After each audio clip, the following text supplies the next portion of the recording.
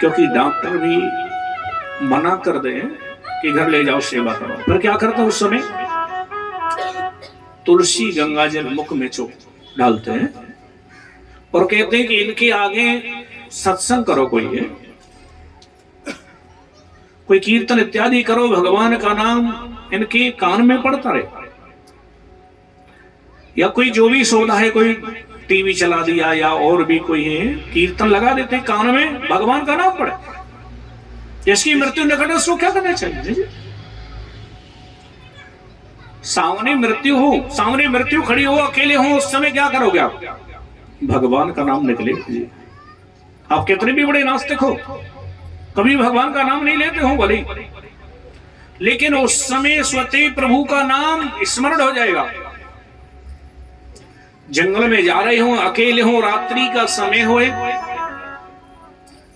हवा चली हुई और वृक्ष के जो पत्ते हो हल रहे हो, सन सन की आवाज आ रही हो, या जोते खेत से में जा रहे हो, तो जब जाते हैं तो क्या होता है, चप्पलों से जब जाते हैं ना तो कंकड़ी ऊपर पड़ती है, ऐसे लगता है कोई कंकड़ी मारा है।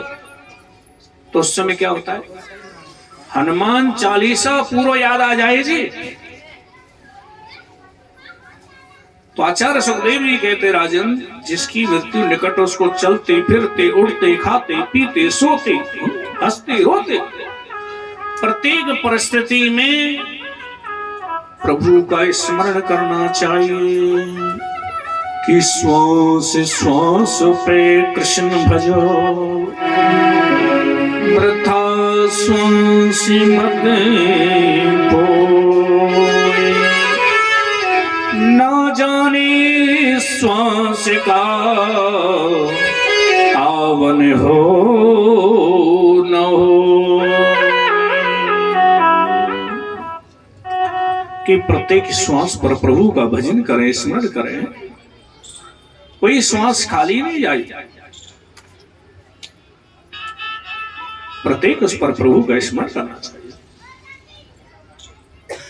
क्योंकि 24 घंटे में लगभग 21,600 श्वास आती है और ये प्रत्येक श्वास मेरी प्यारे भक्तों देवताओं के लिए बताइए। और हम लोग क्या कहते हैं कि बुढ़ापे में भजन कर लेंगे। अरे अभी उम्र तो है, अभी तो खेलने की उम्र है, फिर पढ़ने की उम्र है, फिर कमाने की उम्र है, फिर नाती पोता खिलाने की उम्र है, फिर जैसे आए थे वैसे ही चले गए। क्या लेकर गए? जैसे आए थे वैसे चले गए, खाली हाथ आए थे खाली हाथ चले गए। लोग कहते ना खाली हाथ आते खाली हाथ जाते, ना खाली हाथ आते ना खाली हाथ जाते।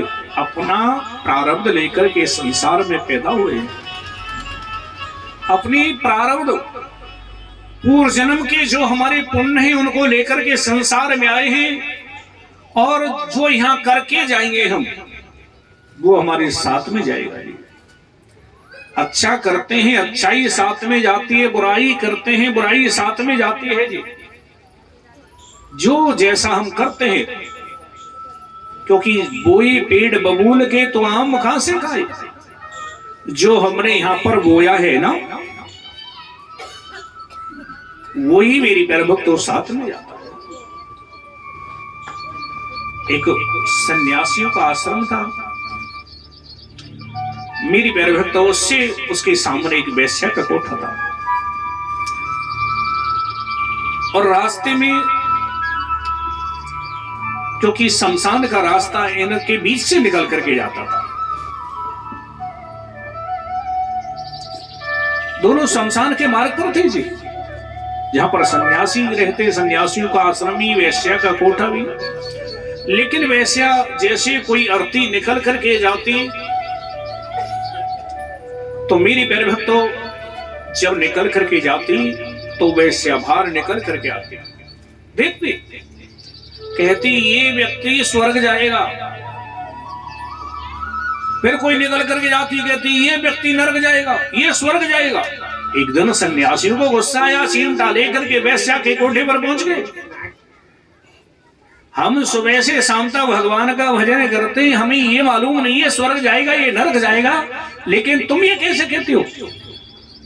और सुवेश्या ने हाथ जोड़ करके कहा कि बाबा आप नाराज ना, मुझे कोई नहीं पता ये स्वर्ग जाएगा या नरक जाएगा, लेकिन मैं तो लोगों की कही हुई बात को ही कह देती हूँ। जिसके पीछे चार प्रशंसा करते हुए जाते हैं कि बड़ा अच्छा व्यक्ति था, बड़ा दानी व्यक्ति था, बड़ा सत्यवादी था, बड़ा सामाजिक व्यक्ति था, उसकी कह देती हूँ मैं ये स्वर्ग जाएगा। जिसके पीछे लोग बुराई करते हुए जाते हैं कि बहुत बुरा था, अच्छा रहा चला गया, उसकी कह देती हूँ ये नरक जाएगा। तो जैसा हम करेंगे ना वही हमारे साथ जाएगा। आपने देखा होगा अर्थी के पीछे लोग राम राम शब्द कहते हुए जाते हैं, क्योंकि मेरी प्यारे भक्तों, क्योंकि संतों का वैसे तो अलग अलग मत है, अलग अलग कथा है, गुण कथा होती है, पर तुलसीदास बाबा का जब जन्म हुआ माता पिता की मृत्यु हो गई, माता पिता की मृत्यु हो गई जी। तो मेरी प्यारे भक्तों, गांव वाले कहने लगे कि एक ऐसा व्यक्ति हुआ है अपने माता पिता को ही खा गया। फिर मेरे प्यारे भक्तों कुछ समय के पश्चात गांव में और दो चारों की मृत्यु हो गई। तुलसीदास बाबा को घर से निकाल दिया, गांव से निकाल दिया, जंगल में जाकर के रहने लगी, कुटिया बना करके रहने लगे। सब कहते कि तो पागल है। क्या हुआ, किसी की मेरी प्यारे भक्तों शादी हुई। अब जब शादी हुई तो मेरी प्यारे भक्तों उनके पति की मृत्यु हो गई, क्योंकि पहले समाज में कुछ ऐसा नियम था, कुछ ऐसी प्रथा थी, जब पति की मृत्यु हो जाती तो पत्नी को सती होना पड़ता था जी। उसको जबरदस्ती मेरी प्रभु तो समाज के डर से उसको भी मार दिया जाता था, सती होना पड़ता था। अब मेरी प्यारे भक्तों अर्थी को लेकर के लोग जा रहे थे, वो भी अपने पति के पीछे जा रही थी, रोती हुई विलपती हुई। लेकिन तुलसीदास बाबा को जैसे देखा, सोचा कि कोई ब्राह्मण है, शरण पकड़ के प्रणाम करने लगे। तुलसीदास बाबा ने कहा कि अखंड सौभाग्यवती भवा। अब लोग जैसे देखा कि बड़ा पागल है, बड़ा ढोंगी है ये, अरे तुझे कुछ पता भी है, ये विधवा हो गई, इसके पति की मृत्यु हो गई है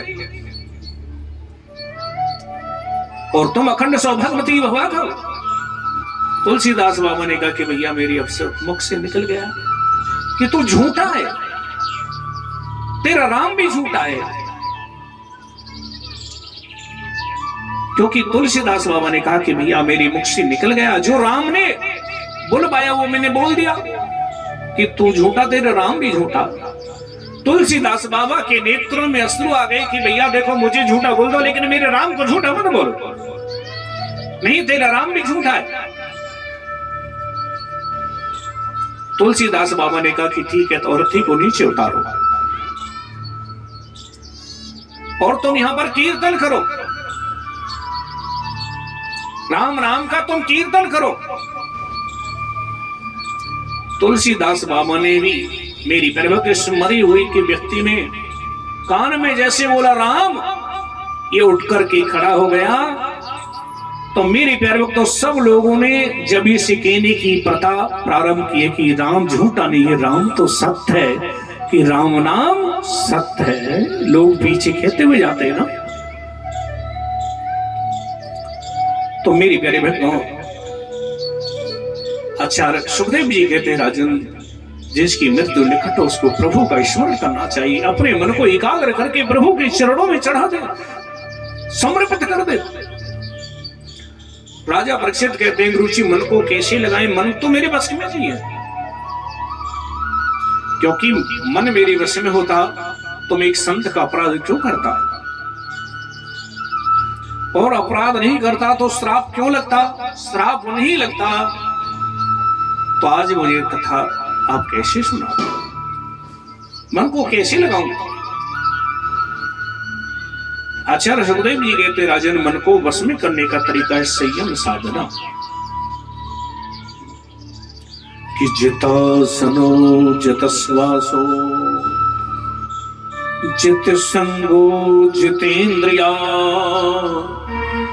स्थूले भगवते रूपा मन संधारे धिया। जितासन, सबसे पहले आसन को जीतो। एक आसन पर ज्यादा देर तक बैठने की आदत डालें। एक पवित्र आसन पर बैठकर के आसन, क्योंकि जब भी पूजा पाठ करते हैं सबसे पहले आसन का मंत्र बोलते हैं।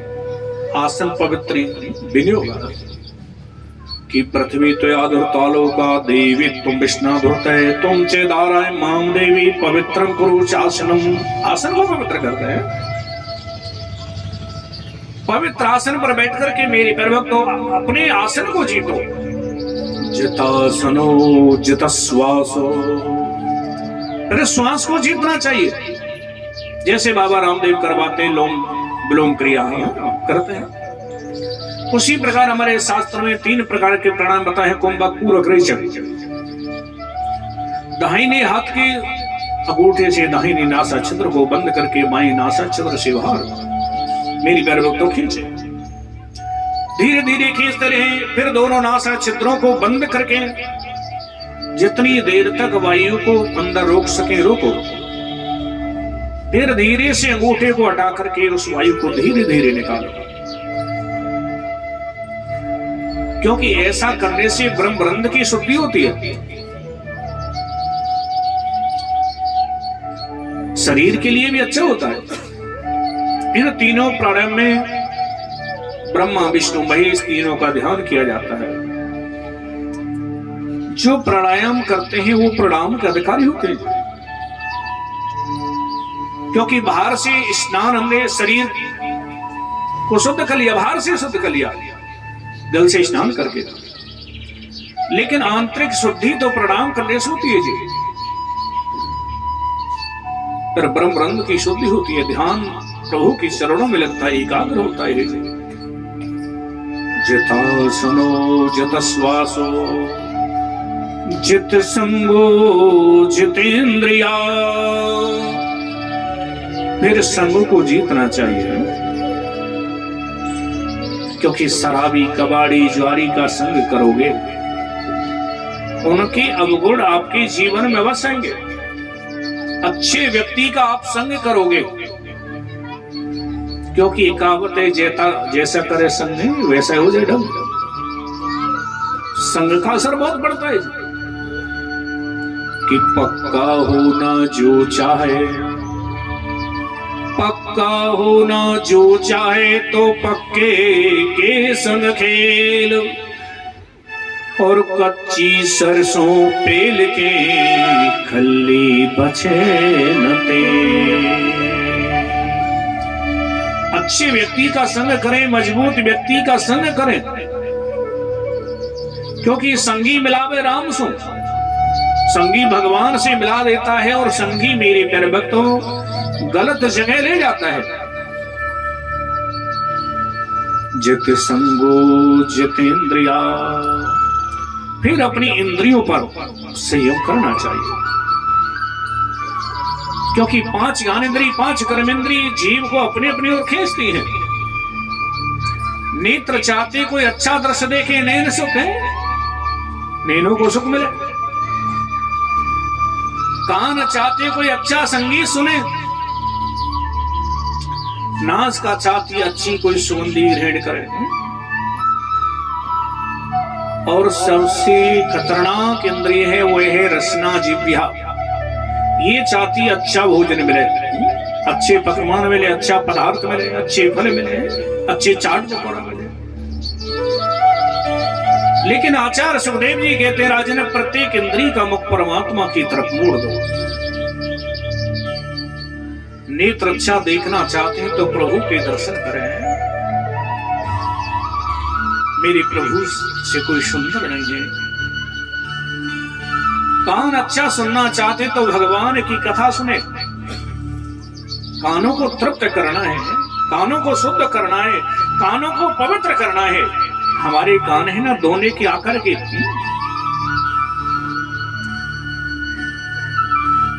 और रसना ये जीजा अच्छा भोजन कर जाना। तो मेरी गर्भ तो भोजन अच्छा किसी को आपने जैसे कहीं गए हम, कई बगीचा में देखा कोई सुंदर कोई फल लगे हुए हैं, मन ललचा गया। आंखों ने देखा लेकिन आंख तोड़ तो नहीं सकते हैं। अच्छे मेरी गर्भ तो कोई अमरूद देखे हैं और कुछ फल देगा, मन में आया चलो अच्छा है तोड़ ले, लेकिन आंख तोड़ नहीं सकती जी। तोड़ने के लिए हाथ गए, हाथों ने फल तो, क्योंकि मेरी गर्भ तो पहले, क्योंकि पैर आगे बढ़ाए, पैर गए आगे हैं, पैर तोड़ नहीं सकते, हाथों से तोड़ा, लेकिन अब हाथ खा नहीं सकते, तो मुख में रखा है। रसना ने चखा, लेकिन वो रसना रखनी शक्ति अंदर चला गया। इतनी देर में मेरे गर्भ तो माली जैसे आया, माली ने पीठ पर डंडा मारा, डंडा पड़ा पीठ पर और अश्रु निकले आंखों से, क्योंकि सबसे पहले आंखों ने देखा था। तो कर्म का फल अवश्य भोगना पड़ता है जी। अवश्य में भोक्तव्यम कर्ता कर्म शुभ शुभ। तो मेरी प्यारे भक्तों, ये रसना जो भी चाहे सबसे पहले मेरी परमात्मा को भोग लगा करके पाओ। भगवान का झूठन खाए, और वैष्णव वही है जो भगवान को भोग लगा करके पाता है। हमारी प्रत्येक सनातनी के घर में भगवान का मंदिर होना चाहिए, और मन में कभी ऐसी भावना नहीं हो, अब ये ना सोचे हम किराए पे रहे तो रखे करें, फिर भी रखो, क्योंकि सब किराएदार हैं जी, परमानेंट कोई नहीं है, सबको जाना पड़ेगा। कि चिड़िया चुन चुन महल बनाया, लोग कहीं घर मेरा है। चिड़िया चुन चुन महल बनाया, लोग कहीं घर मेरा है। ना घर तेरा ना घर मेरा, चिड़िया रे बसेरा है। तो प्रत्येक सनातनी के घर में भगवान का मंदिर हो, और जो भी आप वस्तु पाए पहले भगवान को भोग लगा करके पाए, जो भी आपका मन किया। परंतु आप वैसा ही भोजन करें जिसका मेरे परमात्मा को भोग लग सके। ऐसा नहीं अभक्ष्य कोई वस्तु खा रहे हैं और भगवान का भोग लगा रहे हैं, ऐसे नहीं।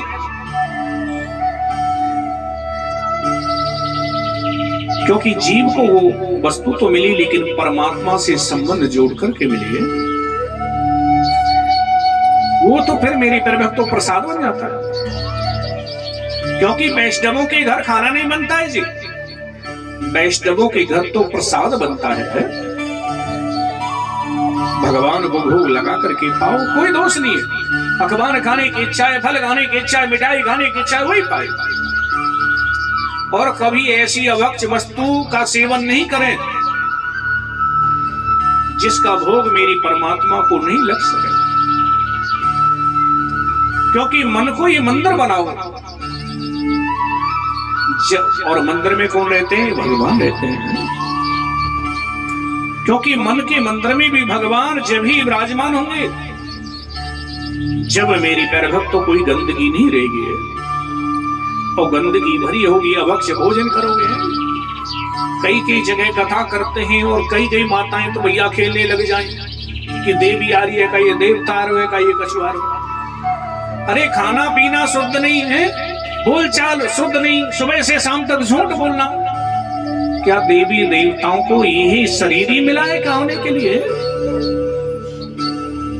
अगर देवी देवता आ जाएंगे ना जी, तो ये शरीर, एक बार क्या हुआ, हनुमान जी को बाली ने ललकार दिया जी। हनुमान जी शाम सुबह प्रभु के भजन में लगे रहते, ललकारने लगे, कोई फर्क नहीं। परंतु क्या हुआ, राम की सौगंध खिला दी कि तुमको राम की सौगंध मुझसे युद्ध करो।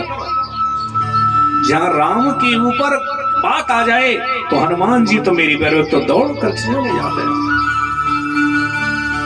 तो हनुमान जी ने भी चुनौती स्वीकार की।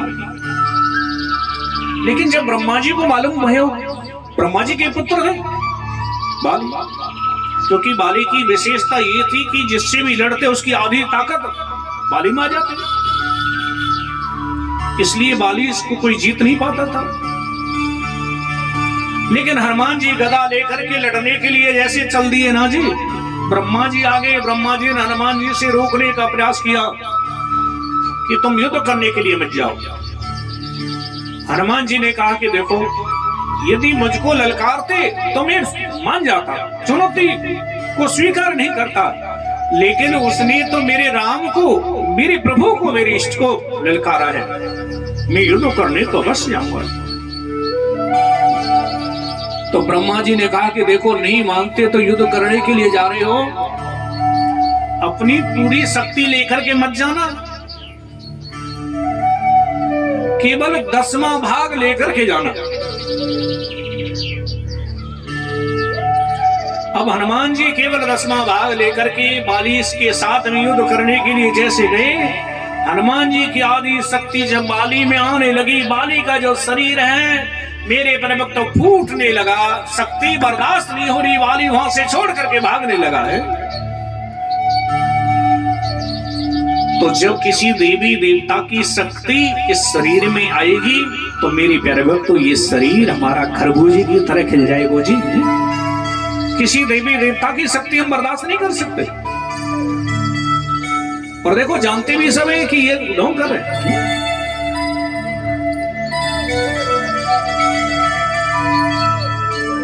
तो जित संगो जितेंद्रिया स्थूले भगवते रूपा, मन संधारे धिया। फिर धीरे धीरे अपने मन को प्रभु के शरणों में लगाया। प्रातः जल्दी उठने की आदत डालें। यदि उस समय कोई रोगी हो, बच्चा हो, वृद्ध हो तो कोई बात नहीं,